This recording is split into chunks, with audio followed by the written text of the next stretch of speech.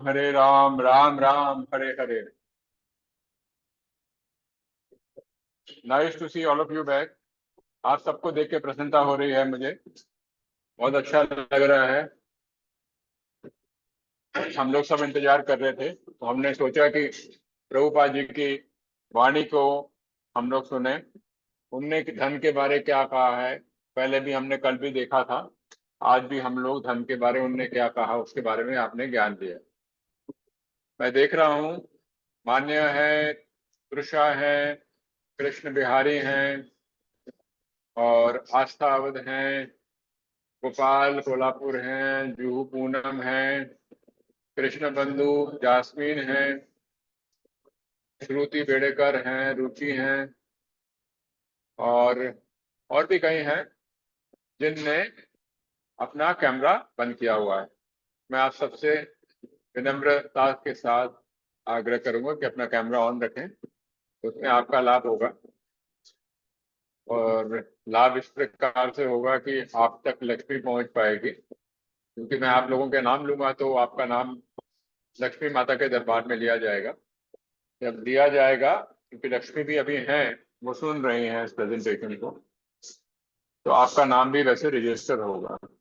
आप अपना कैमरा बंद रखेंगे तो आपका नाम वहां पे रजिस्टर नहीं होगा। हरे कृष्णा।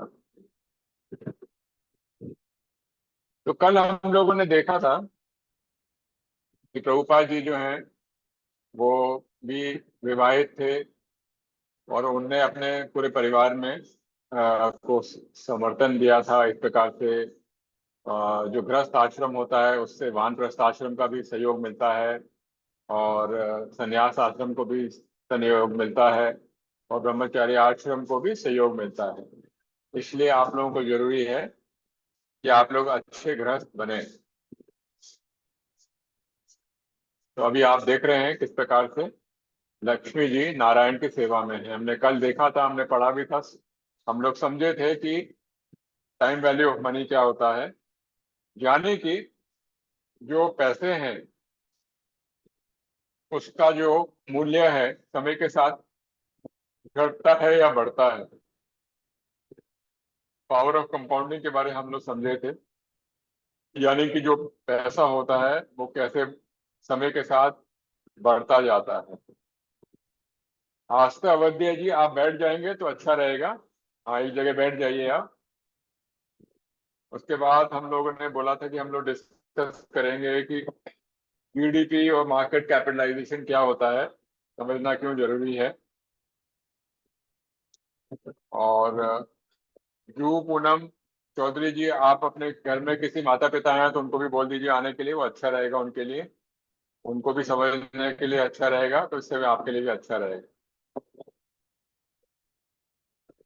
तो मैं आप लोगों को मार्केट कैपिटलाइजेशन और ग्रॉस डोमेस्टिक प्रोडक्ट के बारे में बता रहा था। अब आप लोग स्लाइड देख रहे हैं।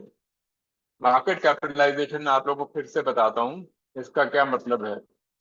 मार्केट कैपिटलाइजेशन का मतलब होता है जो पूरी मार्केट होती है, जो यानी कि कैपिटल मार्केट होती है, स्टॉक मार्केट होती है, वो जो होती है जिसमें जितने शेयर्स लिस्टेड होते हैं, शेयर मार्केट जो होती है, उनमें जो कंपनियां लिस्टेड होती हैं उन सारी कंपनियों को मिला लें तो उन कंपनियों की कीमत क्या होती है।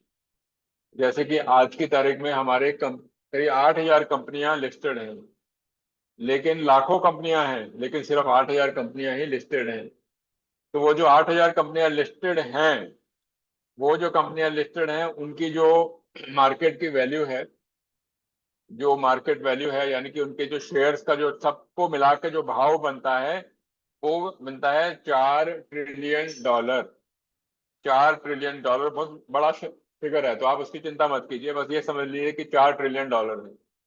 और हमारा जो देश है, भारत देश, उसकी जीडीपी है। जीडीपी का मतलब मैंने बताया था ग्रॉस डोमेस्टिक प्रोड्यूस, यानी कि जितने भी लोग कार्य कर रहे हैं, कुछ भी कार्य कर रहे हैं, चाहे बिजनेस कर रहे हैं, चाहे नौकरी कर रहे हैं, चाहे होटल कर रहे हैं, चाहे चाहे फार्मिंग कर रहे हैं, चाहे एग्रीकल्चर कर रहे हैं, ये सबको मिला के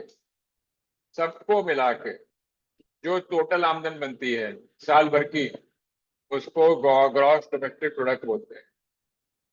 उसी प्रकार से इसका एक रेशियो बनता है, यानी कि मार्केट कैप को डिवाइडेड बाय जीडीपी। यानी कि अगर आप समझें कि अगर मार्केट कैप हमारे हिंदुस्तान की सारी कंपनियों का मिला के $4 ट्रिलियन है और जीडीपी भी 4 ट्रिलियन है, तो वो मिलाओ इंटू 100 करेंगे तो 100 बनता है, इंटू 100 करेंगे तो 100 बनता है। जैसे आप देखें यहाँ पे दिसंबर 22 का दिखा रहे हैं 100 बन रहा है, ठीक है। और आज की तारीख में ये 100 की जगह 120 के आसपास है। अब मैं आपको पुराना दिखा रहा हूँ, अमेरिका का दिखा रहा हूँ, चाइना का दिखा रहा हूँ, जापान का दिखा रहा हूँ, जर्मनी का दिखा रहा हूँ, यूके का और फ्रांस का दिखा रहा हूँ। ये रेशियो जो है, ये जो रेशियो है आप देखें, ये साल बता रखा है। तो दिसंबर 2021 में अमेरिका का मार्केट कैप जो था, उसको जीडीपी से डिवाइड करेंगे तो वो 233 बन रहा था। मतलब बहुत ज्यादा बन रहा था, बहुत ज्यादा बन रहा था। और उस समय यानी कि जो जहां पे ज्यादा बनता है तो इसका मतलब वहां के जो शेयर हैं महंगे हैं, महंगे हैं। निफ्टी पट्टी आप बैठ जाएंगे, अच्छा रहेगा आपके लिए। आप घूमते रहेंगे तो मेरे को भी डिस्टर्ब होगा। आप प्लीज बैठ जाइए, आराम से एक जगह बैठ जाइए, कॉन्सेंट्रेट कीजिए। तो ये जो market cap by GDP ratio जो अमेरिका का दिसंबर 21 में था 233 था, यानी कि 2.3 टाइम्स ज्यादा था जीडीपी से, 2.3 टाइम्स ज्यादा था। यानी कि वो मार्केट बहुत महंगी थी। और चाइना का उस समय 100 से कम था। यानी कितना था आपने देखा तो 73 था। ये देखिए 73, यानी कि 100 से कम था। यानी कि मार्केट सस्ती थी। तो अगर चाइना वाले अपने शेयर बेच के अमेरिका वाले अपने शेयर बेच के चाइना में जाते हैं तो उनके पैसे ज्यादा होते हैं। जापान का आप देख रहे हैं 100 से ज्यादा था, जर्मनी का 100 से कम था, यूके का 115 था, यानी कि 100 से ज्यादा था। और भारत का 112 था।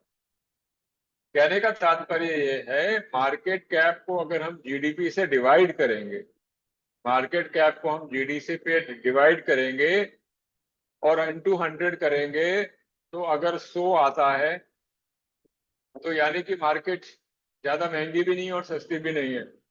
100 से कम होता है तो मतलब मार्केट सस्ती है, और 100 से ज्यादा होता है तो इसका मतलब है मार्केट जो है महंगी है।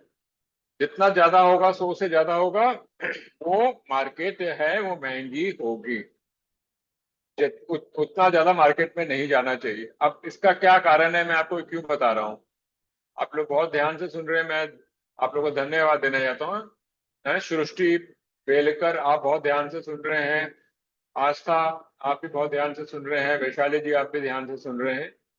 संजीव शाह जी, आप भी ध्यान से सुन रहे हैं। बहुत अच्छी बात है, ध्यान से सुनिए।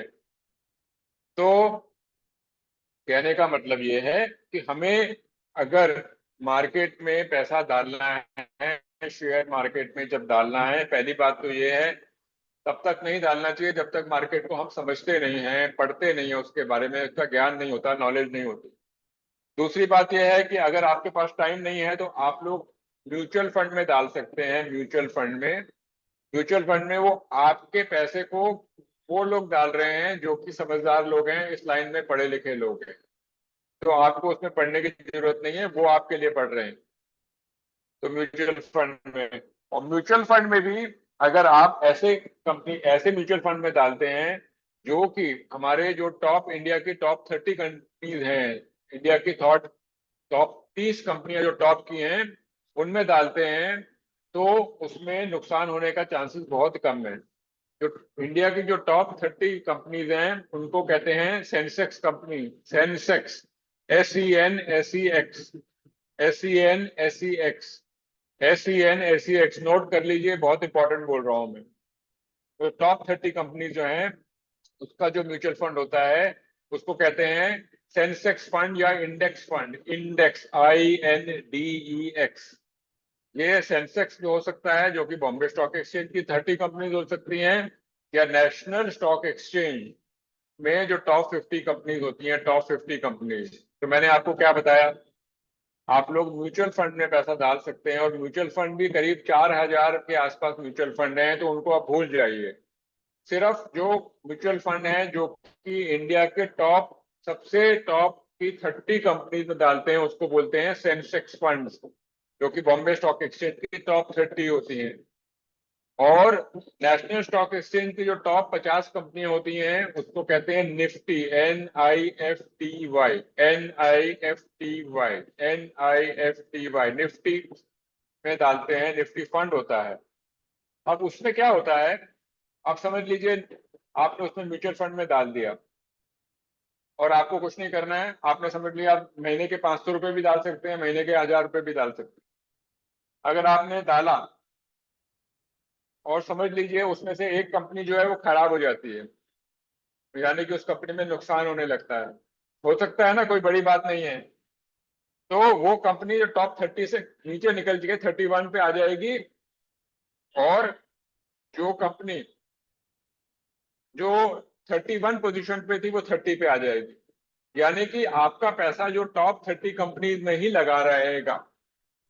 समझ लीजिए आपने जब पैसा डाला था तब उसमें कुछ कंपनियां थी जो कि टॉप 30 कंपनी थी, और कुछ कारण की वजह से उसमें से 10 कंपनियां खराब हो जाती हैं, वो 10 कंपनियां उसमें से निकल जाएंगी, और जो 10 कंपनियां अच्छी वाली थी वो टॉप 30 में अपने आप आ जाएंगी। यानी कि आपका पैसा तो टॉप 30 में ही रहेगा, आपका पैसा टॉप 30 में ऑटोमेटिकली रहेगा, ऑटोमेटिकली रहेगा।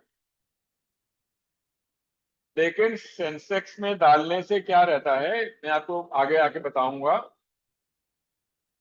तो उसमें क्या रहता है कि अगर आपको हिंदुस्तान पे भरोसा है, भारत देश पे भरोसा है, तो आपको, अगर आप बैंक में डालते हैं तो बैंक में अगर बैंक डूब जाता है तो बैंक में डूबने से आपको 5 लाख तक का पैसा मिलेगा वापस। अगर आपने 5 लाख से ऊपर डाला है तो पैसा नहीं मिलेगा, ठीक है।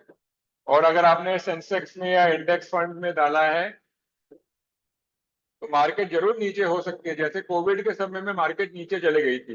जो मार्केट जो कोविड के समय में थी करीब 40% टूटी थी, लेकिन वो 2 महीने 3 महीने के लिए टूटी थी। उसके बाद मार्केट जो कोविड में जब गिरी थी 20,000 थी, आज की तारीख में वो 20,000 वाली मार्केट 80,000 है। यानी कि किसी ने उस समय 20,000 में डाला होता तो उसके पैसे 4 गुना बढ़ गए होते। तो लेकिन हमेशा याद रखिए, जो भी स्टॉक मार्केट में म्यूचुअल फंड में पैसे डालते हैं उनको लॉन्ग टर्म डालना चाहिए। ये नहीं कि आज डाला और कल पैसे निकाल लिए, नहीं।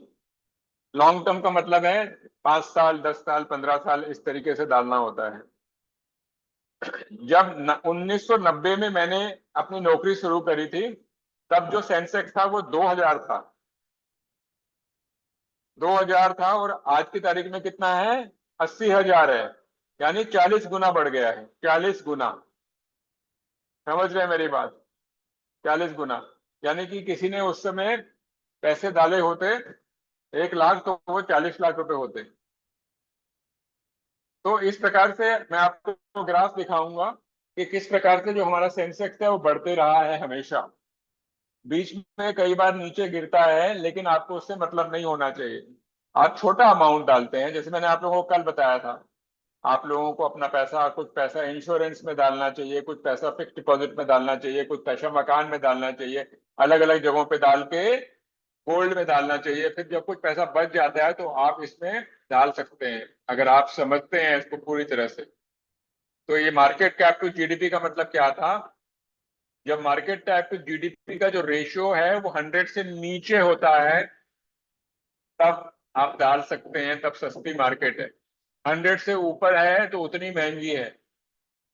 तो ये मैं इसलिए आपको समझाने की कोशिश कर रहा हूँ, ठीक है। मनोज सती, बहुत सुंदर लग रहा है, आप लोग ध्यान से सुन रहे हो बच्चों, वेरी गुड। अब हम लोग आगे बढ़ते हैं। तो मैंने ये आप लोग को बताया था, मैं आपको ये वाला टेबल फिर से दिखा रहा हूँ। आप देखेंगे यहाँ पे ये अलग अलग देश दिखा रखे हैं। वहां पे मैंने 2022 तक का दिखाया था, अभी इसके आगे दिखा रहा हूँ आपको। ये देखो 2024 तक का दिखा रहा हूँ, 23 का दिखा रहा हूँ। तो 2024 में आप देखें, जो हमारा इंडिया का था मार्केट बहुत ज्यादा हो गया था, 100 की जगह 140 हो गया था। 2023 में 100 की जगह 124 था, तो आप देखें 2022 में 100 के आसपास था। तो अभी जो है मार्केट बहुत ज्यादा गर्म है, यानी कि इसमें पैसे डालने से नुकसान भी हो सकता है, पैसे डालने से नुकसान हो सकता है। लेकिन जब मार्केट गिर जाती है और 100 के आसपास होती है, जैसे आपको मैं दिखा रहा हूं, तब डालने में अच्छा रहता है। आप लोग को बात समझ में आई? ताकि आप लोगों को हमेशा सोचते हैं कि मैं पैसा डालूं ना डालूं, पैसा डालने से नहीं होता है, पैसा कब डालना है वो ज्यादा इंपॉर्टेंट है। पैसा कब डालना है वो ज्यादा इंपॉर्टेंट है। तो market cap to GDP ratio ये है कि मैंने अभी आपको साधारण शब्दों में समझाया। इसी प्रकार से आप इसको देखें, मैं आपको कल भी बता रहा था कि ये डेट का मतलब होता है कि बैंक में पैसा डाला हुआ है, रियल एस्टेट का मतलब आपने मकान में ले रखा है, और ये है सोना। इसमें हमें क्या मालूम पड़ रहा है? इसमें ये मालूम पड़ रहा है हमारे को कि हर साल जो है अलग अलग जो एसेट क्लास हैं उनकी ग्रोथ अलग रही है। जैसे कि हम लोग अगर यहाँ देखें, 2024 में सबसे ज्यादा ग्रोथ किसमें रही है? सोने की ग्रोथ रही है। सोना 20-21% बढ़ा है। 21, इक्विटी भी 21% बढ़ा था, है। लेकिन आप कहीं यहाँ पे देखें, रियल एस्टेट जो है यानी कि मकान की कीमत, जमीन की कीमत सिर्फ 3% बढ़ी है। अगर आप 2021 में देखें तो सोना माइनस में गया था, सोना माइनस में गया था, है ना। और जैसे 2015 में भी देखें सोना माइनस में गया था, 2018 में देखें तो शेयर मार्केट मार्केट माइनस में गई थी, है ना। तो ये जो चारों जो हिस्से हैं, इन चारों में आपको पैसे डालने चाहिए अलग अलग करके, ताकि हमारा बैलेंस रहे। अब शेयर मार्केट 2017 में इतनी ज्यादा बढ़ी थी, 21 में भी इतनी ज्यादा बढ़ी थी, है ना। लेकिन इस प्रकार से ये टेबल हम देखेंगे तो मालूम पड़ेगा कि हमारे को अपने पैसे एक जगह पे नहीं रखने चाहिए, बैलेंस करके रखने चाहिए, अलग अलग जगहों पे हमें रखने चाहिए।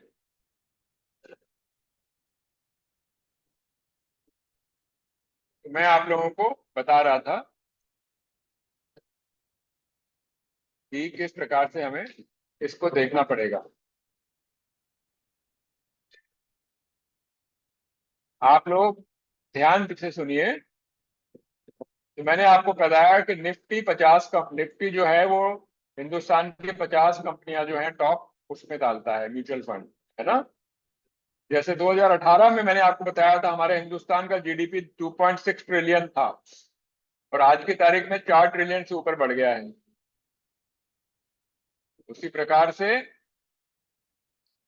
जो हमारा मार्केट कैप है वो वो भी बढ़ते रहा है। मार्केट कैप बाय जीडीपी मैंने कहा था, अगर 100 है तो मार्केट को में डाल सकते हैं, 100 से ज्यादा है तो महंगी है मार्केट, और 100 से कम है तो मार्केट में आप डाल सकते हैं और सस्ती है मार्केट। ठीक है, आया समझ में? आप लोगों को मैं बता रहा हूं, इसमें अगर जिन लोगों ने ध्यान दिया उनके 100 रुपए 10,000 रुपए बन सकते हैं, और जिन लोगों ने ध्यान नहीं दिया वो उनका जैसे चल रहा है वैसे ही चलते रहेगा।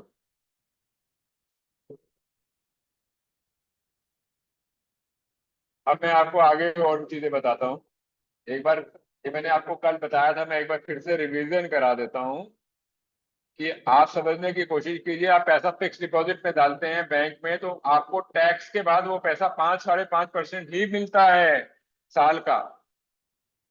पर हमारी जो इन्फ्लेशन हो रही है, यानी कि जो महंगाई हो रही है, वो तो 8-9% है, यानी कि हमारा पैसा बैंक में पड़े पड़े कम होते जा रहा है। उसी प्रकार से किसान विकास पत्र में हम डालते हैं तो वहां पे भी इतना पैसा मिलता है, पोस्ट ऑफिस में भी टैक्स लगता है उतना मिलता है। सोने का रिटर्न 9 से 10% है। लेकिन सोने में क्या होता है, सोने का जो रिटर्न है कभी बढ़ जाता सोने में। हम लोग सोने जब उसके पास जाते हैं, ज्वेलर के पास जाते हैं, सुनहरे के पास, तो वो बोल देता है इसमें खोट है, इसमें 10% खोट है, 15% खोट है, 10% मैं बनवाई लूंगा, तो 20% तो वैसे ही काट देता है।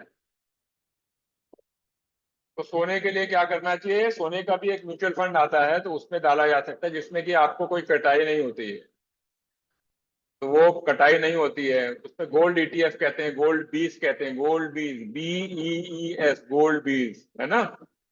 और म्यूचुअल फंड में अगर आप डालेंगे तो पिछले साल, पिछले इतने सालों का देखें तो रिटर्न जो है 12 से 15% का रिटर्न आ रहा है। यानी कि बैंक में डालते हैं तो 5% रिटर्न आता है टैक्स के बाद, पोस्ट ऑफिस में भी इतना ही आता है, गोल्ड में इतना आता है, और इसमें म्यूचुअल फंड में अगर आप इंडेक्स पे डालते हैं तो इतना आता है। तो मैं आपको बता रहा हूँ अलग अलग जो अलग अलग इन्वेस्टमेंट की जगह हैं उसमें डाल के नॉर्मली कितना रिटर्न देखा गया है।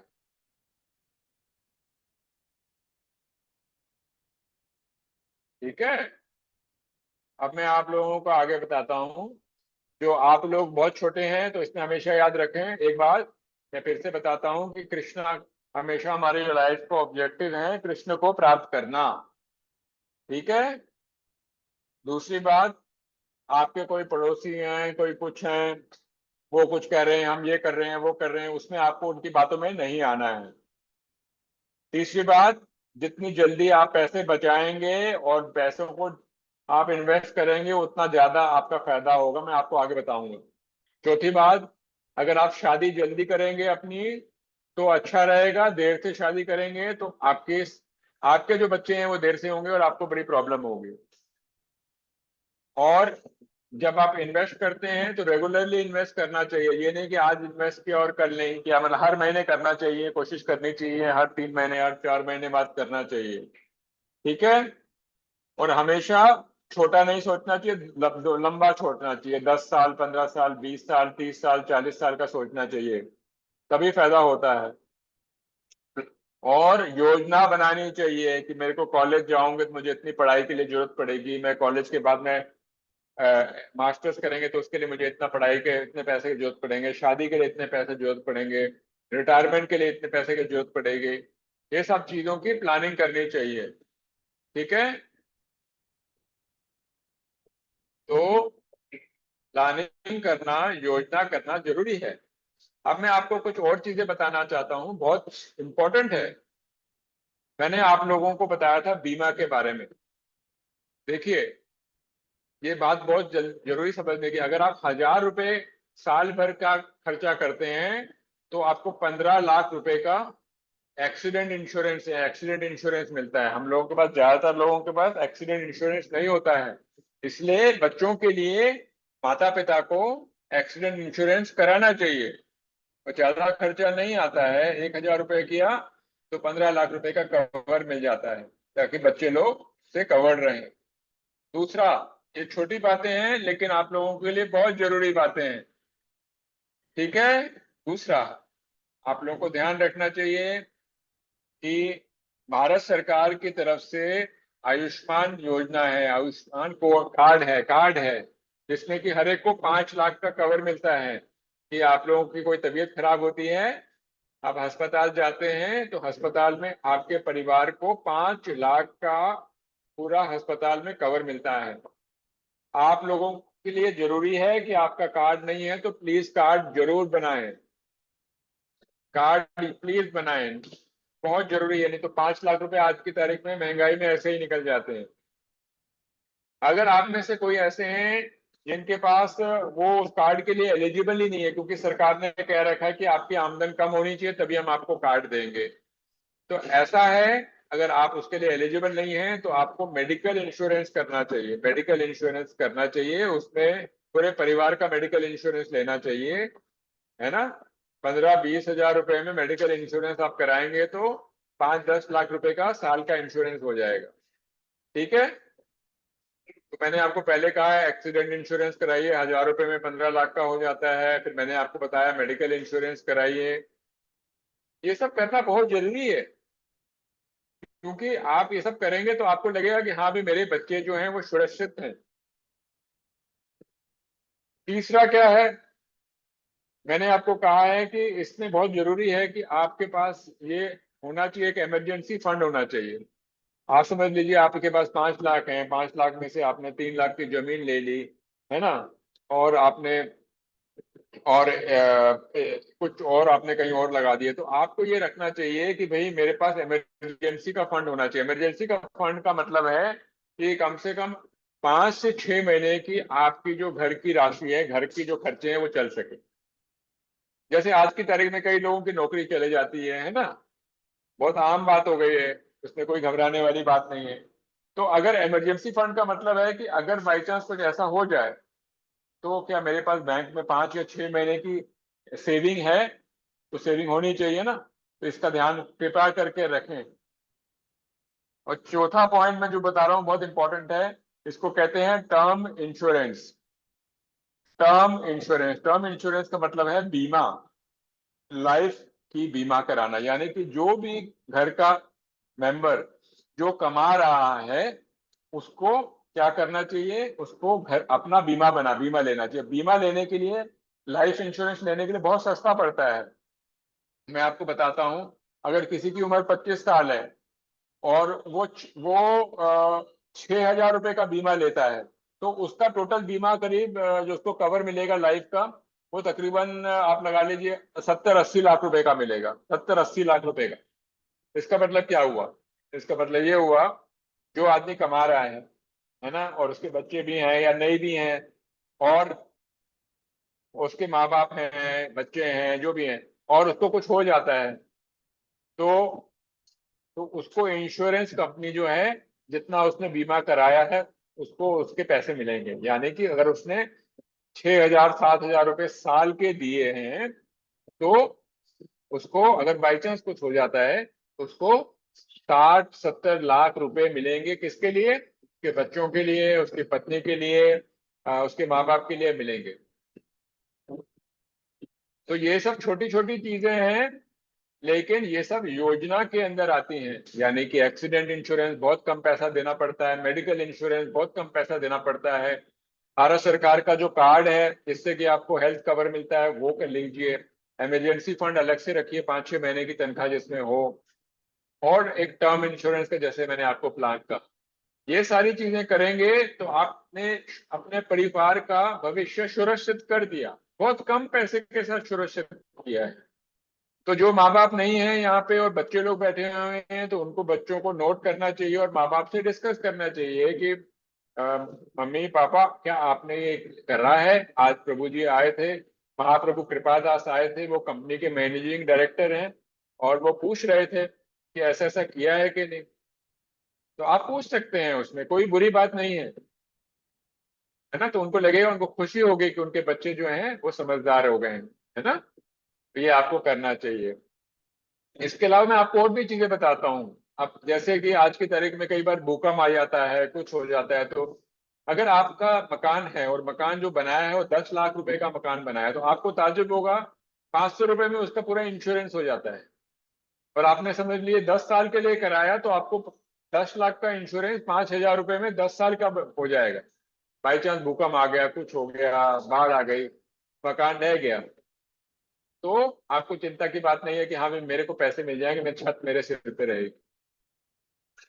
इसके अलावा मैंने आपको उस दिन बताए थे कहाँ का पैसे लगा सकते हैं। आपको योजना बनानी चाहिए कि हाँ भाई मेरे पहले बच्चे के लिए मेरे को पैसा इतना चाहिए होगा, तो धीरे धीरे पैसा कहाँ से आएगा, दूसरे बच्चे के लिए एजुकेशन के लिए, तीसरे बच्चे की, पहले बच्चे की शादी के लिए, दूसरे बच्चे की शादी के लिए, हमारे जो हम मैंने कोई प्रभु हैं माता जी, उनको रिटायर करना है, उनको वृंदावन वास करना है या कहीं और करना है, उसके लिए कैसे करेंगे, वो सब योजना बनानी चाहिए।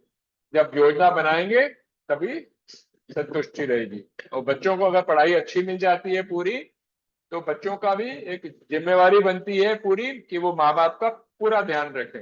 माँ बाप ने जैसे आपका ध्यान रखा है, आपका भी माँ बाप का पूरा ध्यान रखना चाहिए, और माँ बाप को कहना चाहिए कि आप चिंता मत करें, लेकिन माँ बाप को भी अपना ध्यान पूरा करना चाहिए, उनका भी पूरा ध्यान करना चाहिए। इसको कहते हैं फाइनेंशियल प्लानिंग।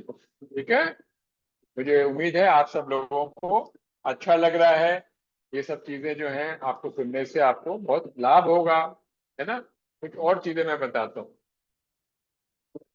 जब आप लोग योजना बनाते हैं तो उसमें ये भी लिखें कि आपको परिवार के जो बच्चे हैं उनके लिए कितना पैसा चाहिए होगा, है ना। ऐसा पढ़ाई के लिए आपको इस साल में कुछ यात्राएं करनी है, 1 यात्रा 2 यात्रा, उसके लिए कितने पैसे चाहिए होंगे, है ना।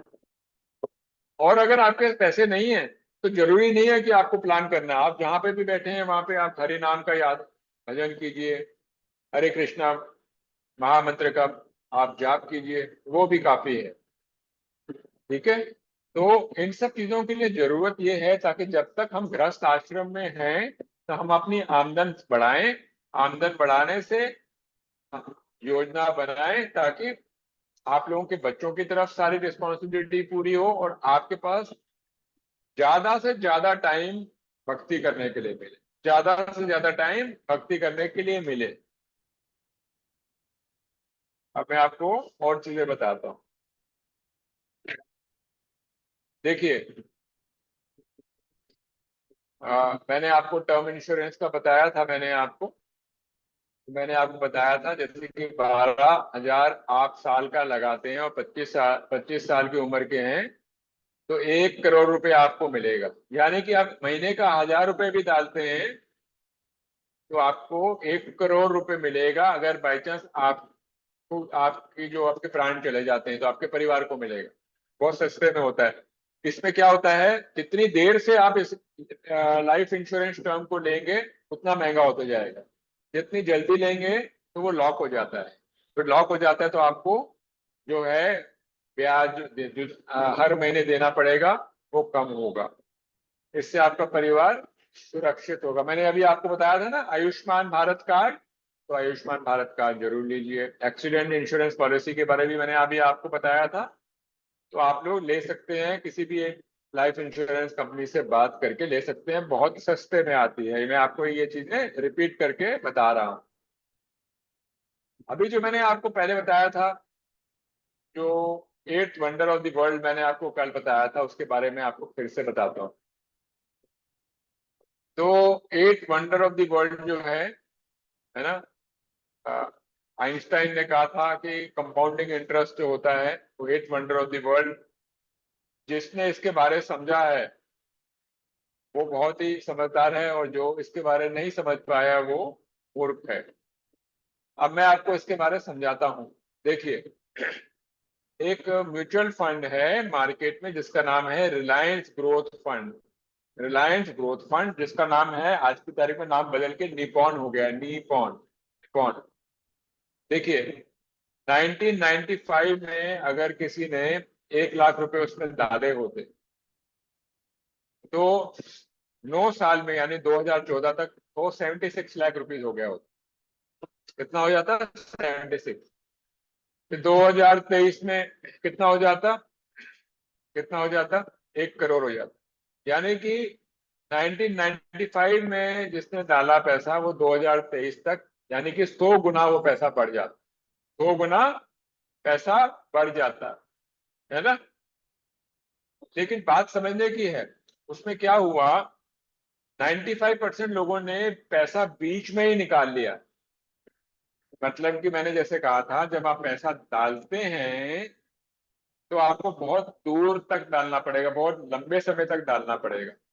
यानी कि माँ बाप जो अभी देख रहे हैं, अगर वो बच्चे के नाम पे, किसी के बच्चे के नाम पे 10,000 रुपए किसी इंडेक्स म्यूचुअल फंड में या सेंसेक्स म्यूचुअल फंड में डाल देते हैं तो 25 साल बाद, 30 साल बाद अगर भगवान ने चाहा तो हो सकता है वो जो 10,000 रुपए हैं हो सकता है 10 लाख 15 लाख भी हो जाए।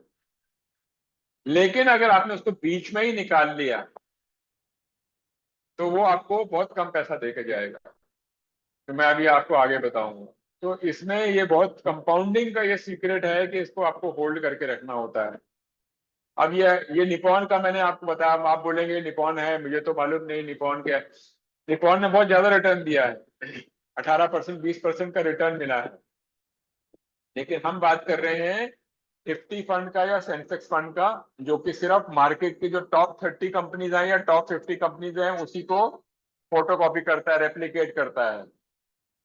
वहां पे 12 से 15% रिटर्न मिलता है। 12 से 15% भी तो बहुत ज्यादा रिटर्न होता है, क्योंकि बैंक में तो हमको 5% ही मिल रहा है टैक्स के बाद। तो बैंक से आप लगा ले 2-2.5 गुना ज्यादा है। और वो 2-2.5 गुना जब हर साल वो बढ़ता जाता है तो कंपाउंडेड बेसिस पे वो बहुत ज्यादा बढ़ जाता है। आगे हम आपको बताते हैं। देखिए, आपसे मेरी सबसे रिक्वेस्ट है कि इस टेबल का फोटो कॉपी, फोटो ले लीजिए। आप लोग के पास कैमरा है तो इसका जो भी है फोटो है इसको प्लीज ले लीजिए आप। ये आप ले लीजिए, सबसे इंपॉर्टेंट स्लाइड है। इसकी रिकॉर्डिंग होगी, रिकॉर्डिंग भी आपको मिलेगी। लेकिन अगर आप चाहें तो इसको आप कर सकते हैं। ये मास्टर टेबल है।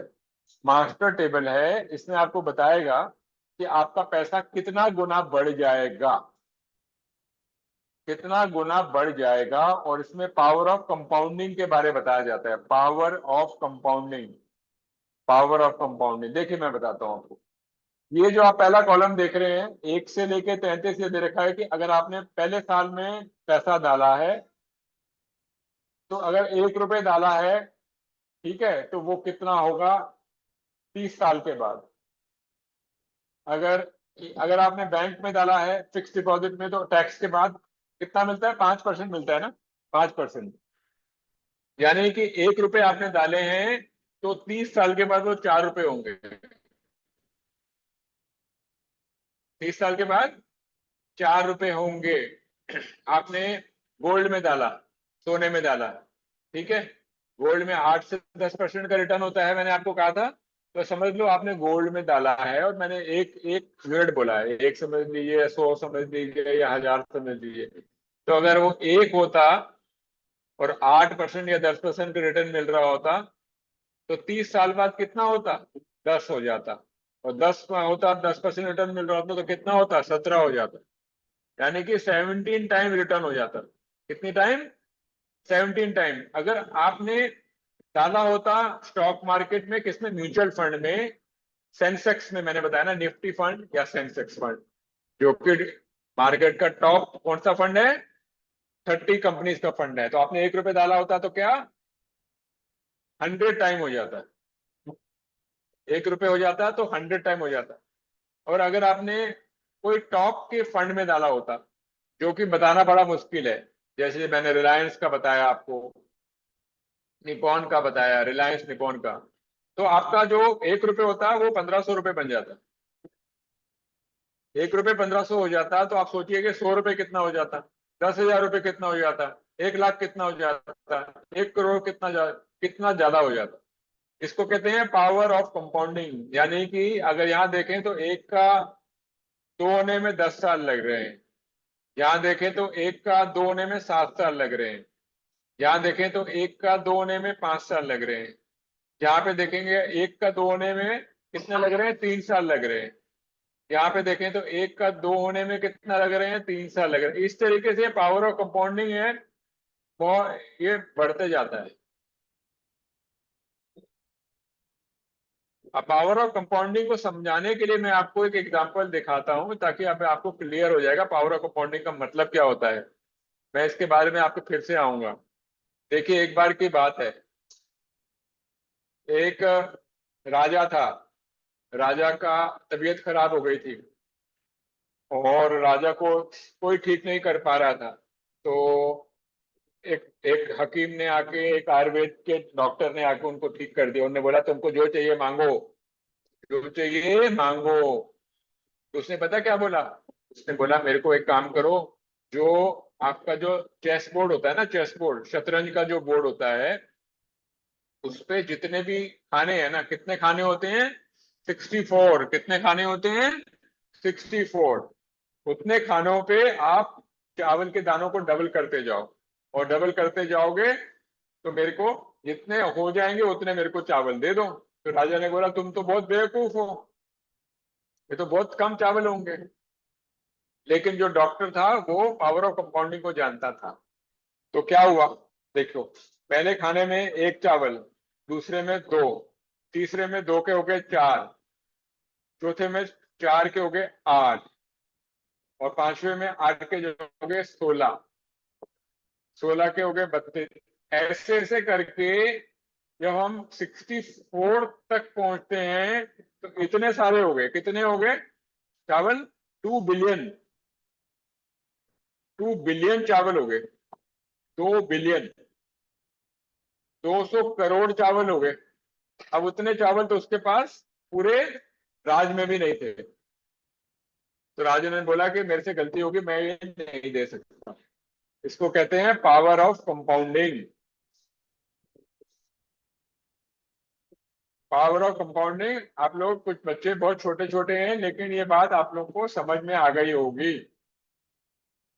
तो ये मैं आपको कह रहा हूं, तो स्टॉक मार्केट में भी पावर ऑफ कंपाउंडिंग चलती है, लेकिन उसके लिए जरूरत क्या है, आपको ज्यादा देर तक रुकना पड़ेगा। ठीक है, अब मैं आपको बताता हूं, 2005 से मैं बताता हूं आपको 2024 तक सोना और जो टॉप की जो कंपनीज थी, जो मैंने बताया था टॉप की 50 कंपनी है, निफ्टी कंपनी का कैसे शेयर चला। देखो, अगर यहाँ पे दोनों का लेवल सेम अगर मान लेते हैं, जो पीला वाला क्या है, पीला वाला जो है सोना है, और नीला वाला क्या है, वो क्या है, निफ्टी का है। तो आप देखेंगे कभी बढ़ता है कभी कम होता है, कभी बढ़ता है कभी कम होता है, कभी बढ़ता है कभी कम होता है। जब कोविड हुआ था तो क्या है, एकदम गिर गया था, देख रहे हो ना। लेकिन ओवरऑल आप देखेंगे ट्रेंड ऊपर ही जा रहा है, ओवरऑल जो ट्रेंड है ऊपर ही जा रहा है। तो गोल्ड में जो रिटर्न आ रहा था तकरीबन 9% था, और निफ्टी में आ रहा था, यानी कितना था, 12% था। तो वो देखो शेयर कहां से कहां पहुंच गया, और ये कितना पहुंच गया। गोल्ड का पिछले 5 साल में 16% रिटर्न रहा है, यानी कि निफ्टी से ज्यादा रहा है। निफ्टी 14% रहा है, गोल्ड 14 रहा है। इसीलिए ये जो है अभी के कारण जो गोल्ड भी इतना ऊपर बढ़ गया है, आप देख रहे हैं। तो ये मैंने आपको कितना दिखाया, 20 साल का दिखाया। 20 साल में अगर किसी ने डाला होता, करीब आप लगा लीजिए 100 रुपए शेयर में, तो वो आज की तारीख में 20 साल में 1000 रुपये होता शेयर। और गोल्ड में डाला होता तो कितना होता, करीब 850 रुपये होता। आ गया समझ में, आ गया समझ में, मैं आपको 20 साल का बता रहा हूं मैं। अब आप देखो, मैं आपको नीला बता रहा हूँ। नीला क्या है, बैंक में डाला आपने फिक्स डिपॉजिट, आपने 1980 में पैसा डाला, तो देखो ये कहां तक पहुंचा, यहां तक पहुंचा। यानी कि आपने 100 रुपए डाले, तो 100 रुपए कहां तक पहुंचे, ये देखो। इतने सालों में 1980 के बाद 40 साल में आपके यहाँ तक पहुंचे हैं। मुश्किल से आपके कितने हुए हैं, 100 रुपए के आपके मुश्किल से 700-800 रुपए हुए। गोल्ड देखो कहां से कहां तक पहुंचा है। लेकिन ये मैं आपको तब का बता रहा हूँ, 1980 से बता रहा हूँ। और जो सेंसेक्स है यानी कि निफ्टी है, अगर आपने यहाँ डाला तो वो कहां से कहां पहुंचा है, ये देखो, यानी कि 40,000 तक पहुंच गए। देख रहे हो आप लोग। तो मैं आपको एजुकेट करने की कोशिश कर रहा हूं, मैं ये नहीं कह रहा कि आप लोग डालो। मैं ये कह रहा हूँ आप लोग एजुकेट होना चाहिए, आप लोगों को मालूम होना चाहिए, आपके माँ बाप को मालूम होना चाहिए। क्योंकि हम लोग आगे के 15 साल, 20 साल, 30 साल, 40 साल, 50 साल, 60 साल के बारे सोच रहे हैं। इसलिए मैंने आपको सारा डेटा सब पूरे सालों का बताया है। जिनको लगता है कि ये मार्केट बढ़ती ही रहेगी, ऐसा नहीं होता है। एक साल बढ़ती है, एक साल गिरती है। देखो, ये बढ़ी फिर गिरी, ये बढ़ी फिर गिरी, ये बढ़ी फिर गिरी, बढ़ी फिर गिरी। तो जिनको डर लगता है कि मार्केट गिर जाएगी, उनको नहीं डालना चाहिए, उनको नहीं डालना चाहिए। लेकिन जो लोग लंबे टाइम तक होल्ड करना चाहते हैं, उनको सोच के निफ्टी में या सेंसेक्स में डाल सकते हैं कि वो बढ़ते ही रहा है। तो जिसको लगता है कि भारत आगे बढ़ेगा, भारत तरक्की करेगा, तो वो तो डाल सकता है। लेकिन अगर किसी को लगता है नहीं, भारत तरक्की आगे नहीं करने वाला है, तो उसको निफ्टी और सेंसेक्स में भी नहीं डालना चाहिए, निफ्टी और सेंसेक्स में भी नहीं डालना चाहिए। लेकिन उसको किसी को लगता है कि नहीं, भारत मेरा देश आगे है, सब कुछ आगे बढ़ेगा, इस तरीके से ये मैं आपको समझाने की कोशिश कर रहा हूँ। हरे कृष्णा। अब मैं आगे बढ़ता हूँ।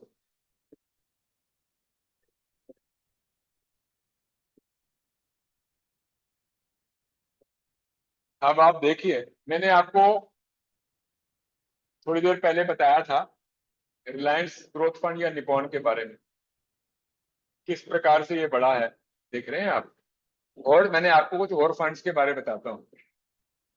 ये देखिए आप, ये जो मैं आपको दिखा रहा हूँ यूटीआई इक्विटी फंड जो है, ये यूटीआई इक्विटी फंड, ये कौन सा फंड है, ये वो फंड है जो कि सेंसेक्स में या निफ्टी में डालता है।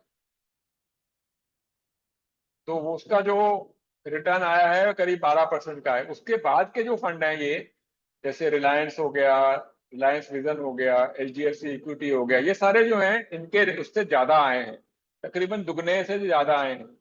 लेकिन हमें ये मालूम नहीं ना कि ये जो फंड है जिसमें हम डाल रहे हैं, ये आगे भी अच्छा परफॉर्म करेंगे या नहीं करेंगे, हमें क्या मालूम है। पिछले 15 साल 20 साल में अच्छा किया, लेकिन आगे 15 साल 20 साल का तो हम कुछ नहीं कह सकते ना। लेकिन जब हम निफ्टी में डालते हैं या सेंसेक्स में डालते हैं, जैसे कि ये यूटीआई इक्विटी फंड है, तो क्या होता है, तो हमें एक किस्म से भरोसा होता है कि नहीं, हमारे देश की जो उन्नति तो होती ही रहेगी, और हमारी जो देश के जो टॉप 30 कंपनी या टॉप 50 कंपनी, उनमें तो उन्नति होती रहेगी, तो कम से कम 12% तो मिलेगा ही। कभी कभी नीचे गिरेगा, लेकिन ओवरऑल 20 25 30 साल के हिसाब से हर साल 12% कंपाउंडेड कंपाउंडेड कंपाउंडेड कंपाउंडेड मिलता रहेगा, जो कि बैंक के हिसाब से बहुत ज्यादा है, क्योंकि बैंक में हमें 5% मिलता है, और इंटरेस्ट जो है वो तो कम होते ही आ रहा है। आपको मालूम होगा, आज से 10 12 साल 15 साल पहले इंटरेस्ट 15% बैंक में मिलता था, 12% मिलता था। अब वो इंटरेस्ट कम होकर 6 साढ़े 6% हो गया है, टैक्स के बाद वो 5% हो गया है। तो ये मैं आपको ओवरऑल समझाने की कोशिश कर रहा हूँ। मैंने आपको बताया जितनी ज्यादा टाइम तक रखेंगे उतना फायदा होगा, जितने कम टाइम तक रखेंगे उतना नुकसान होगा। मैं आपको बता रहा हूँ, देखिए, किसी ने 10,000 रुपए डाले हैं जब वो 25 साल का था, ठीक है, और आज वो 40 साल तक उसने पैसे रखे हैं, तो वो कितना हो जाएगा, अगर आप देखेंगे तो 7,22,000 हो जाएगा। हम क्या कर रहे हैं, हम सोच रहे हैं कि सिर्फ 7% का ही इंटरेस्ट आएगा, और आपने अगर वो डाले 10 साल लेट करके डाले, यानी 35 साल की उम्र में डाले, तो आपके पैसे कितने होंगे, आधे आधे हो जाएंगे, 3.5 लाख। आपने और लेट कर दिया 45 ईयर्स, यानी 20 साल तक डाला, तो आपको सिर्फ इतना मिलेगा, 1,80,000। पर सिर्फ 10 साल के लिए डाला तो आपको सिर्फ 1 लाख मिलेगा। तो 1 लाख और 7.5 लाख का फर्क है अगर आप जल्दी शुरू करते हैं। तो मैं कहता हूं, आप लोग की किसी की तो उम्र 5 साल है, किसी की 10 साल है, किसी की 12 साल है, तो जल्दी से जल्दी आप लोग अगर डालोगे, ज्यादा देर तक डालोगे, तो पैसा ज्यादा ग्रो करेगा। ठीक है। अब मैं आपको ये मैं दिखा रहा हूँ यहाँ पे कि आपने क्या डाला है, 5,000 रुपये डाला है, और 5,000 के हम हर साल डालते जा रहे हैं, 5,000 जो है हर साल डाल रहे हैं, तब तो 5,000 हर साल डालेंगे तो वो इतना हो जाएगा। और 55 साल की उम्र में 5 साल हर साल डालेंगे तो इतना होगा, 94,000, है ना। 5,000 40 ईयर्स की उम्र में डालेंगे हर साल, तो 1,80,000 होगा 1 साल के बाद। तो इस तरीके से ये होता है। मैंने सिर्फ 7% का रिटर्न एज्यूम किया है, अगर आप 12% का इंटरेस्ट एज्यूम करेंगे तो बहुत ज्यादा हो जाएगा। तो ये पावर ऑफ कंपाउंडिंग है। ठीक है। अब मैं आप लोगों को और बताता हूँ, ये तो मैंने आपको बताया, उसी चीज से बताता हूँ। ये जो है, जिनकी ये मूंछ वाले हैं और दाढ़ी वाले हैं लेफ्ट को, और ये सिर्फ मूंछ वाले हैं, इनने 25 साल की उम्र में पैसे डालने शुरू किए थे। ठीक है। वो क्या करते थे, हर साल 6,000 रुपये डालते थे। ठीक है। हर साल 6,000 रुपये डालते थे। ठीक है। और हम सोच रहे हैं कि अगर उनका जो, और हर साल 10% पैसा बढ़ाते जाते थे, 10% हर पैसा, तो उनने कितने साल तक डाला, 35 साल तक डाला, 35 साल तक डाला। ठीक है। तो अगर उनका पैसा 14% से बढ़ा है, तो वो कितना हो जाएगा, 6,000 रुपये हर साल डालते हैं, वो 1 करोड़ रुपये हो जाएगा। अगर 11% इंटरेस्ट, 11% रिटर्न आ रहा है, तो 60 लाख हो जाएगा। यानी 8% अगर उसका रिटर्न आ रहा है, तो यानी 40 लाख हो जाएगा। आप देख रहे हैं, यानी कि 11% मतलब कि जो सेंसेक्स या इंडेक्स कंपनी से कम है, तो 60 लाख बनेगा। तो इनने जो डाला है, इनने कितने साल के लिए पैसा डाला, 35 साल के लिए, 35 साल के लिए डाला, तो इतना हो रहा है। अब ये दूसरे वाले हैं जिनकी दाढ़ी नहीं है, ये 40 साल की उम्र में शुरू कर रहे हैं, और इनने किया था 25 साल की उम्र में। तो 40 साल की उम्र वाले जो डाल रहे हैं, उनने पैसे सिर्फ डाले हैं 20 साल के लिए, लेकिन इनसे वो डाल रहे हैं 3 गुना ज्यादा। कितना डाल रहे हैं, 3 गुना ज्यादा, यानी 6,000 की जगह 15,000 डाल रहे हैं, 6,000 की जगह 15,000। और ये क्या कर रहे थे, हर साल 10% ज्यादा बढ़ा रहे थे, ये 15% बढ़ा रहे हैं, यानी कि हर किस्म से ये पैसा ज्यादा डाल रहे हैं इनके मुकाबले में। लेकिन इनने 35 साल तक डाला था, लेकिन और इनने 20 साल तक डाला था। अब इनने 20 साल तक डाला, और अगर 14% रिटर्न आ रही है, तो इनको सिर्फ 40 लाख मिलेंगे, और इनको कितने मिल रहे थे, 1 करोड़। और इनका रिटर्न अगर 11% होता, तो इनको कितने मिलेंगे, सिर्फ 30 लाख, और इनका कितना था, 60 लाख। 8% का रिटर्न होता, तो इनको कितने मिलेंगे, 25 लाख, इनका कितना था, 40। इसका मतलब क्या हुआ, इसका मतलब ये हुआ आप पैसे अगर कम भी डालते हो लेकिन ज्यादा टाइम तक डालते हो, कम डालते हो लेकिन ज्यादा टाइम तक डालते हो, तो आपको पैसा बहुत ज्यादा मिलेगा। अगर आप पैसा ज्यादा डालते हो और कम टाइम तक डालते हो तो पैसा आपको कम मिलेगा।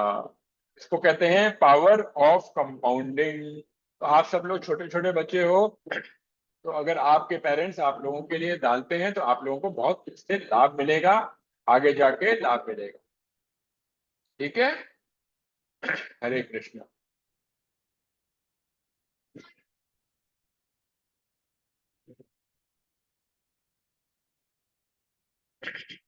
तो मैंने आप लोगों को इसको विस्तार से बताया, समझाया। ठीक है। तो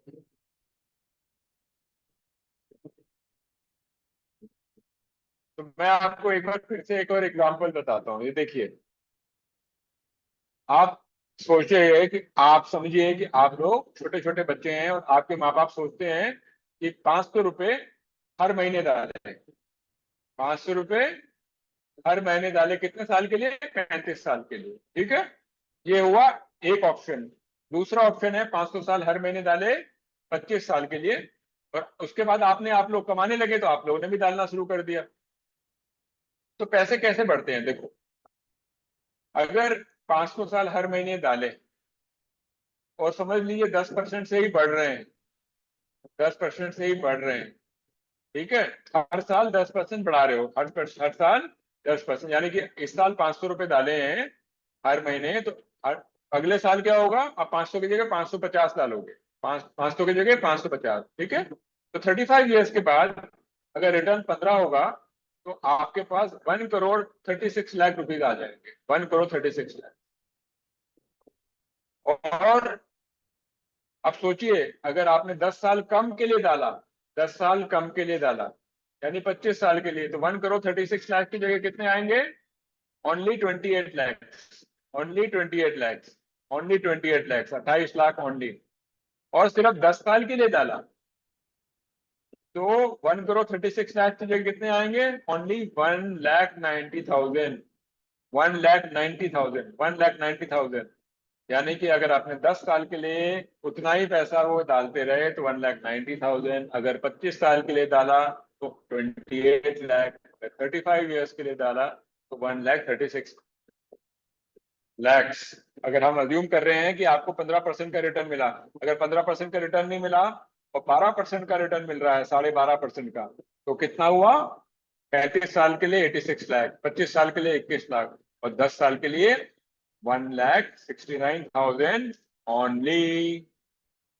ओनली। मैंने आप लोगों को बोला था कि आप लोग फाइनेंस कैलकुलेटर डाउनलोड कीजिएगा। फाइनेंस कैलकुलेटर डाउनलोड कीजिएगा। आप लोगों ने फाइनेंस कैलकुलेटर अगर डाउनलोड किया होगा तो उसमें आप जा सकते हैं और देख सकते हैं कि वो कैसे काम करता है। उसमें अलग अलग सेक्शन है। एक तो बैंक का सेक्शन आता है, उसमें एक बैंक एंड पोस्ट ऑफिस का सेक्शन आता है, इसमें पोस्ट ऑफिस का सेक्शन आता है, और उसी में एक म्यूचुअल फंड का भी सेक्शन आता है। म्यूचुअल फंड के सेक्शन में आप जाएंगे तो उसमें एक SIP आता है। SIP का यह मतलब होता है सिस्टमेटिक इन्वेस्टमेंट प्लान, SIP। उसमें उसमें आप अगर खोलेंगे तो ऐसे आएगा। देखिए, दिख रहा है आप लोगों को? देखिए, ये देखिए, दिख रहा है? तो आपके मम्मी पापा अगर इसको खोल के देखेंगे, financial calculator India, financial calculator India, financial calculator India, उसमें जाएंगे, म्यूचुअल फंड में जाएंगे, म्यूचुअल फंड में जाके SIP में जाएंगे और उसमें डालेंगे कि आप कितना पैसा डालते हैं लमसम। अगर आप डालते हैं उसमें 5,000 रुपीज, और उसमें आप रेगुलर इन्वेस्टमेंट डालते हैं कि हाँ भाई हम हर महीने 500 रुपये डालेंगे, तो मैं अगर लमसम डालता हूँ 5,000 और रेगुलर इन्वेस्टमेंट में देता हूँ 500 रुपीज हर महीने के। ठीक है। और मैं कहता हूँ हर साल मैं इंक्रीज करूंगा, कितना? हर साल में 100 रुपीज इंक्रीज करूंगा, और मेरे को रिटर्न, मैं कह रहा हूँ मेरे को रिटर्न कितना मिलेगा? समझ लीजिए, मैं कह रहा हूँ कि बहुत कम रिटर्न कहता हूँ, मैं कहता हूँ कि मेरा रिटर्न सिर्फ 12.5% आएगा, जितना कि सेंसेक्स का है। ठीक है। और मैं कितने साल के लिए डाल रहा हूँ? 35 ईयर्स के लिए डाल रहा हूँ। ठीक है। 35 ईयर्स के लिए डाल रहा हूं, तो मैं कैलकुलेट करता हूं, तो कैलकुलेट करने से क्या आ रहा है, कितना, 80 लाख रुपए बन रहे हैं, 80 लाख रुपीज। यानी कि आपने एक बार 5,000 रुपए डाला और हर महीने आप 500 रुपए डालते गए, तो 35 ईयर्स के बाद आपके कितने हो गए, 80 लैक्स, अगर आपने सेंसेक्स में डाला। अगर आप 35 ईयर्स की जगह 25 ईयर्स में डालते हैं, तो कैलकुलेटर में आएगा, कैलकुलेट करेंगे तो क्या आएगा, कितना हो गया, 22 लैक्स। यानी कि 90 लाख का जो पैसा था वो कितना हो गया, 22 लैक्स हो गया। कितना कम हो गया, पावर ऑफ कंपाउंडिंग। अब वो 25 लाख की जगह आपने 15 साल के लिए किया, तो कितना हो गया, 5,22,000। यानी कि 90 लाख से लेकर 22 लाख और 22 लाख से लेकर 5 लाख हो गया। तो ये पावर ऑफ कंपाउंडिंग है। फाइनेंस कैलकुलेटर इंडिया में आप जाएं और इसको डाउनलोड कीजिए प्ले स्टोर में जाके, और इसको आप देख सकते हैं। इससे आपकी फाइनेंशियल लिटरेसी है, हमारी आपको फाइनेंशियल लिटरेसी प्रोग्राम है, ताकि आप लोग अपना फाइनेंशियल सिक्योर कर सकें, माँ बाप भी सिक्योर कर सकें, बच्चे भी समझ सकें, है ना, क्योंकि ये सब चीजें हम लोग को स्कूल में तो सिखाते नहीं है, हैं। तो वर्ल्ड के जो रिचेस्ट आदमी हैं उनका नाम है वॉरेन बुफे। वर्ल्ड के जो रिचेस्ट आदमी हैं उनका नाम है वॉरेन बुफे। उनने कहा था कि आपको ज्यादा इन्वेस्ट करने के लिए कुछ ज्यादा आपको ज्ञान की जरूरत नहीं है ना, ज्यादा ज्ञान की जरूरत नहीं है। बस अपने कंट्री के जो सेंसेक्स या निफ्टी में अगर आप पैसा डालेंगे और बहुत दूर तक डालेंगे, लंबे तक डालेंगे, तो आपको उसका जरूर लाभ मिलेगा। अब मैं आप लोगों से रिक्वेस्ट करूंगा कि आप लोगों के कुछ प्रश्न हैं मेरे से जरूर पूछें, कि प्रश्न के बिना बात बनेगी नहीं। हरे कृष्णा। आप लोग जरूर मेरे से प्रश्न पूछ सकते हैं। हाँ माता जी, शैली गर्ग माता जी, आप पूछना चाहते हैं जरूर पूछिए। हरे कृष्ण। इनको जरा हरे बोलने कृष्ण। दीजिए। हाँ हरे कृष्ण। हरे हाँ कृष्णा दंडवत प्रभु प्रणाम जी, माता दंडवत प्रणाम प्रभु ji. Thank you for the wonderful session. बहुत इंफॉर्मेटिव था। सॉरी मैं पूरे टाइम वीडियो ऑन नहीं कर सक रही थी। प्रभु जी, अभी आपने जैसे म्यूचुअल फंड और बहुत सारी चीजें बताई, एक्चुअली तो बहुत सारे क्वेश्चंस हो गए। बट म्यूचुअल फंड के लिए बच्चों के लिए कोई एज क्राइटेरिया है? मतलब कितने साल की एज से किड्स शुरू कर सकते हैं, किड्स के नाम पे? नहीं, ऐसा कोई क्राइटेरिया नहीं, आप डाल सकते हैं उनके उनके आप गार्डियन बन के उनके नाम से डाल सकते हैं। तो मतलब उनके वो नाम से माइनर में गार्डियन। आएंगे ना? हाँ माइनर में आएंगे, आप डाल सकते हैं, अन- आप गार्डियन बन के उनके डाल सकते हैं। अच्छा। और अगर मान लीजिए हम लोग ने कोई म्यूचुअल फंड डाला है, तो वो भी ट्रांसफर हो जाता है क्या बच्चों के नाम पे बाद में? मतलब इंस्टेड कि उसको ब्रेक करें। हाँ हाँ, वो हो जाता है उसमें, लेकिन आपको ट्रांसफर करने की जरूरत नहीं है ना। देखिए, आप अपने नाम पे आपने रखा हुआ है तो उसको चलने दीजिए, आपके अपने यूज के लिए। बच्चों के लिए अलग बना लेंगे तो अच्छा रहेगा, वो क्लियर रहेगा, क्योंकि आपको भी लक्ष्मी चाहिए होगी ना, आपको अपने रिटायरमेंट के लिए चाहिए होगी। जब आप भक्ति करेंगे और भक्ति करेंगे, तो वो आपको अपने लिए करना रखना चाहिए, उसको कुछ छूना नहीं चाहिए, छेड़ना नहीं चाहिए। बच्चों के लिए अलग से कर लीजिए, चाहे छोटे से अमाउंट से भी शुरू कीजिए, 500 रुपये महीना भी लगाएं, लेकिन आप उसके लिए अलग से कीजिए। वो सोच के करेंगे तो अच्छा रहेगा। तो ऐसा नहीं होना चाहिए कि आप अपना वाला उसको वो हिला दीजिए, नहीं, उसमें नुकसान रहेगा, उसको मत कीजिए। मैंने जैसे आपको बार बार कहा है, मत कीजिए, तो लंबे ठीक दौर है। तक चलने और दीजिए। और प्रभु जी, फिर कैसे पता चलाएंगे कि कौन सा म्यूचुअल फंड में लगा सकते हैं? या म्यूचुअल फंड और मैं तो एसआईपी आपको, सेम है क्या? मैं मैंने कम से कम 100 बार बोला होगा। हम्म। आप रिकॉर्डिंग देखिएगा, आपने ध्यान नहीं दिया है। निफ्टी में डालने को बोला है मैंने, आपको बताया, जो कि हिंदुस्तान के टॉप हाँ 50 हाँ। कंपनीज हैं। मैंने बोला सेंसेक्स में डाल सकते हैं, जो इंडिया का टॉप 30 कंपनीज हैं। समझ लीजिए हम्म। उस टॉप 30 कंपनी में से टॉप 30 कंपनीज खत्म हो जाती हैं, आपको चिंता की बात ही नहीं, क्योंकि आपका पैसा नेक्स्ट। उन्हीं कंपनी में जाएगा जो कि उस समय, यानी कि आज की तारीख में टॉप 30 होगा। आप समझिए कि आपने 10 साल पहले डाला था, और 10 साल पहले, जैसे समझ लो आज से 30 साल 40 साल पहले HFT हुआ करता था, बहुत बड़ी बड़ी कुछ कंपनियां हुआ करती वो सब कंपनियां खत्म जी। हो गई हैं। लेकिन हम्म। वो कंपनियां तो खत्म हो गई हैं, लेकिन उसकी जगह दूसरी कंपनियां आ गई हैं, तो आपका पैसा सुरक्षित है, क्योंकि आपका पैसा फंड ने उन कंपनियों से निकाल के उस कंपनी में डाल दिया है जो कि कंपनियां टॉप की हैं। जैसे 30 से 31 पे आती है तो आपका पैसा वहां से निकल के उस दूसरे में आ जाता है, तो आपको कोई नुकसान नहीं होता। प्रभु जी तो एक्चुअली, उसमें लेकिन सॉरी, जब मैं जॉब कर रही थी तो मैं पापा से डलवा देती थी, वो डालते थे, उन्होंने निपॉन में भी डाला हुआ था। बट अभी 2 साल पहले मुझे कुछ जरूरत पड़ी थी होम होम लोन क्लियर करने की, तो मैंने वो निपॉन वाला तो तोड़ दिया था। तो मैं, जब आप एग्जाम्पल दे रहे थे, मैं वही देख रही थी कि अच्छा था वो फंड, मतलब ऐसे पता नहीं होता जब हम डाल रहे होते हैं, बट हाँ ठीक है, इन फ्यूचर वो ग्रो करेगा, ये लॉन्ग टर्म के लिए अगर डाल रहे हैं तो ग्रो करता है। तो प्रभु जी, आपने बहुत अगर सारे बाइफरकेशंस बताए थे कि थोड़ा सा गोल्ड में, थोड़ा सा पीपीएफ में ऐसे डालना चाहिए। तो मतलब अगर हमें अलग से पर्सनली गाइडेंस चाहिए तो हम कैसे कर सकते हैं? मतलब हम आपसे ले सकते हैं या कहीं किसको, मतलब कॉल या मैसेज या ईमेल कुछ कर सकते हैं कुछ, अगर इन फ्यूचर हमारे देखिए कुछ देखिए क्वेश्चंस। ऐसा है देखिए ऐसा है कि देखिए ऐसा है, मैं तो सेवा कर रहा हूँ और आप लोगों के लिए मैं सेवक हूँ। आप जब चाहें मेरे से व्हाट्सएप पे पूछ सकते हैं, लेकिन मैं सबको इसका जवाब देना चाहता हूँ। देखिए, जब भी घर में कोई बच्चा होता है, पैदा होता है, तो माँ बाप के उसका पीपीएफ अकाउंट आंख बंद करके खोल देना चाहिए। ठीक है। अच्छा। जब भी बच्चा होता है तो उसका उसका आपको एसआईपी अकाउंट यानी कि निफ्टी में या सेंसेक्स में डाल देना चाहिए, 500 रुपए, इस तरीके से जितना भी आप डाल सकते हैं, जितना भी आपकी काबिलियत है, जितने भी आपके पैसे हैं, डाल देना चाहिए, राइट। कुछ पैसा।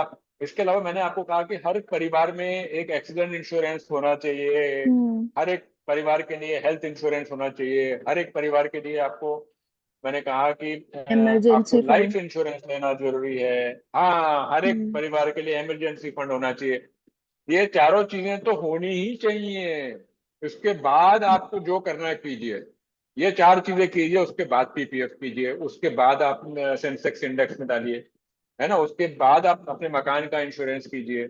ये सब चीजें आपको करके इसमें आपको स्ट्रांग बन जाएंगे। ठीक है माता जी, क्लियर है? जी प्रभु जी, ठीक प्रभु है। जी, थैंक यू सो मच। हाँ, थैंक यू सो मच प्रभु जी, हरे वेलकम कृष्ण। सृष्टि जी। हरे कृष्ण। सृष्टि जी, आपका प्रश्न है, आप पूछें। हाँ सृष्टि जी, आपने हाथ उठा रखा है। सृष्टि जी, इनका अनम्यूट कीजिए। सृष्टि जी को अनम्यूट कीजिए। हाँ, हरे कृष्णा। सृष्टि जी को अनम्यूट कीजिए, रौनक प्रभु। अच्छा, वो नहीं कर पा रहे होंगे, आप जरा चैट बॉक्स में जरा लिख दीजिए क्या बोलना चाह रहे हैं, आपका प्रश्न क्या है, मैं चैट बॉक्स से पढ़ लूंगा। हाँ हरे आप, कृष्णा हाँ प्रभु। बोलिए बोलिए, आप बताइए। प्रभु हरे मैंने कृष्णा कई सृष्टि। हरे कृष्णा। हाँ बोलिए। हाँ बोलिए जी, बोलिए। मैंने कई अवसरों में सुना है कि हमें आगे की नहीं सोचना चाहिए, भगवान जी जो करते हैं वो सही करते हैं, हमें भविष्य का ही सोचना चाहिए, वर्तमान का ही सोचना चाहिए। देखो, ऐसा है, अगर आपको भगवान ने बुद्धि दे रखी है ना, अगर भगवान ने आपको बुद्धि दे रखी है, तो आपको वर्तमान का भी सोचना है, भविष्य का भी सोचना पड़ेगा। आप स्कूल जा रहे हो ना? हाँ। आप खाना खाते हो ना? हाँ। तो खाना क्यों खा रहे हो? भविष्य के लिए क्यों सोच रहे हो? मत खाओ खाना। आप स्कूल क्यों जा रहे हो? आप भविष्य का सोच रहे हो ना। आप कपड़े क्यों पहन रहे हो? कपड़े मत पहनो आप। भविष्य के लिए क्यों सोच रहे हो? तो मैंने आपको कल बताया था, आपको गुरु आचार्यों ने जो जो बोला है कि हमें आगे का भविष्य का भी योजना करना चाहिए, तभी हमारी भक्ति हो पाएगी। अगर आप आगे का नहीं सोचेंगे, प्लानिंग नहीं करेंगे, तो आप अपने माँ बाप का ध्यान कैसे कर पाएंगे? आपको गृहस्थ आश्रम को स्ट्रॉन्ग कैसे कर पाएंगे? हम्म। है ना। क्योंकि आपको खाने के लिए तो चाहिए ना, आपको ज्ञान विद्या तो चाहिए ना, विद्या के लिए भी आपको लक्ष्मी का प्रयोग करना पड़ेगा ना। जी प्रभु इतने जी। बड़े बड़े मंदिर बने हुए हैं, बड़े बड़े मंदिर बने हैं, तो वो किसी ना किसी ने लक्ष्मी तो लाए हैं ना। उनकी लक्ष्मी आने से ही तो हम सब आज मंदिर जा पा रहे हैं। तो गृहस्थ जो होता है उसके ऊपर बहुत बड़ी जिम्मेवारी होती है। सब लोग ब्रह्मचारी तो नहीं बन सकते ना। ब्रह्मचारी बनना चाहते हैं वो जी ठीक है, लेकिन ब्रह्मचारी बनने के लिए भी आपको माँ बाप का तो ध्यान रखना पड़ेगा ना। तो इसलिए कुछ ना कुछ आपको इस तरीके से आपको करना पड़ेगा प्लान, ताकि जब आप ब्रह्मचारी भी बनना चाहते हैं तो आपके माँ बाप का तो इतनी पूंजी होनी चाहिए ना कि माँ बाप का भी ध्यान हो। जी आप समझ प्रभु रहे हैं जी। मेरी बात? हाँ, तो ये सब कुछ सारी चीजें करके चलनी चाहिए, है ना। हाँ, और भी है, कुछ लोग हाथ उठा रहे हैं, पूछिए किसको पूछना है। हरे कृष्ण। और हरे कोई कृष्ण। है हाथ उठा रहे हैं? प्रणाम। हाँ हाँ हाँ, धन्यवाद, प्रणाम।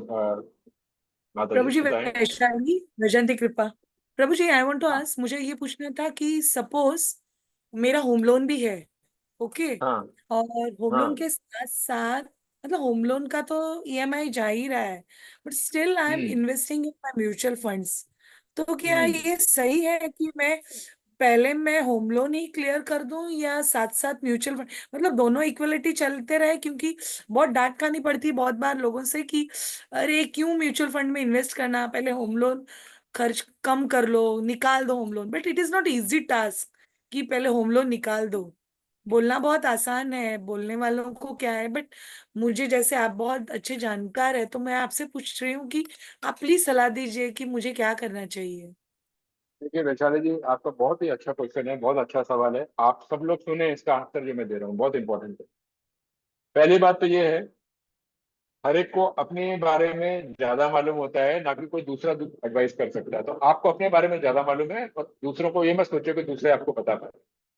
आपने कितना बड़ा मकान लिया है, कितना होम लोन लिया है, आपकी अभी कितनी आमदन है, इस पर डिपेंड करता है ना। दूसरी बात क्या है, ये बात समझने की बात है।